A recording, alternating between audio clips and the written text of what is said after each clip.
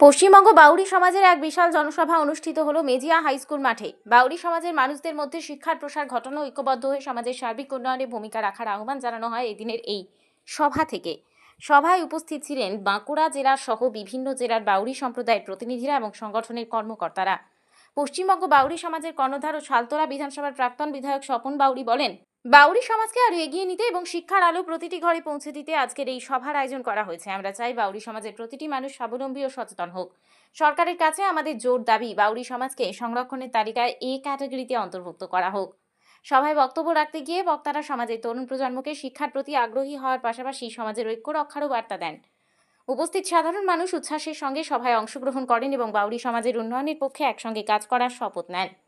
কোনদিন কোনো বড় সভা করেনি বাউরি সমাজে, তার সাথে যোগ দিয়েছে শালতোরা ব্লকের দিলীপদা, আমাদের মেজিয়া ব্লকে যোগ দিয়েছে আমাদের বলতে নেই গরিবদা, আশিস, তুফান, নারায়ণদা।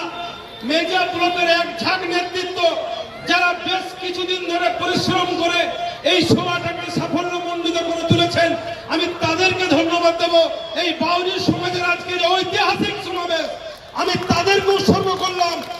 আর জিঘাটি ব্লকের এক ঝাঁক নেতৃত্ব বিশেষ করে আমি ধন্যবাদ দেব, রাঢ়বঙ্গ থেকে এসেছেন, তারা আমাদেরকে সাপোর্ট করেছেন। বিপদের দিনে যে সাপোর্ট করে আমি মনে করি সেই প্রকৃত বন্ধু হয়। আজকে রাঢ়বঙ্গ আমাদেরকে যেভাবে সাপোর্ট করেছে, মুখে বলার আমার কোনো ভাষা নেই। আমরা তাদেরকে স্বাগত জানাই, তাদেরকে ধন্যবাদ জানাই। বিকাশ সংঘ বরুণ যেভাবে এসে আমাদেরকে সহযোগিতা করেছে, আমি তাদেরকে সাপোর্ট জানাই, ধন্যবাদ জানাই, স্যালুট জানাই। এবং সব থেকে সর্বোপরি ধন্যবাদ জানাবো আমাদের মায়েদেরকে। মাঠটাকে প্রায় মায়েরাই ভরিয়ে দিয়েছে।